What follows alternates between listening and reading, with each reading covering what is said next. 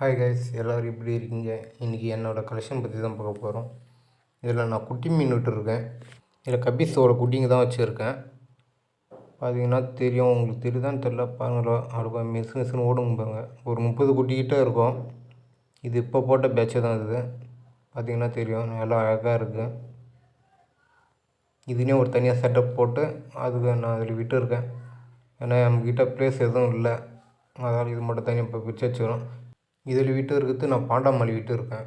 பாருங்கள், இதில் 4 குட்டிங்க தான் இருக்கும். ஆனால் சைஸு இது கொஞ்சம் பெருசாக வந்துச்சு ஃபஸ்ட்டு விட்டதோட. இதுக்கு முக்கியமாக நான் சாப்பாடு மொயினா தான் போடுவேன். அதாலே கொஞ்சம் சைஸ் வந்துச்சு என்னான்னு தெரியல. இது நல்லா சைஸாகவே இருக்குது. அடுத்தது இந்த பக்கம் இருக்கிறது இந்த சாதா மல்லியும் இந்த பாண்டாமல்லியும் தான். வயிறு குண்டாக இருக்குது, ஆனால் எனக்கு எதுவும் குட்டி போடல.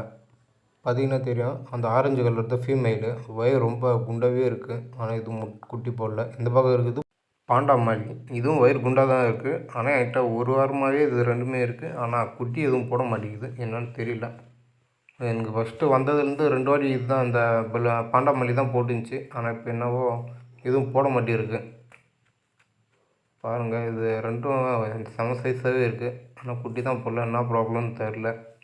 இது குட்டி போட்டால் நம்ம கண்டிப்பாக நெக்ஸ்ட்டு வீடியோவில் அப்லோட் பண்ணுறேன். அது வரைக்கும் பாய்.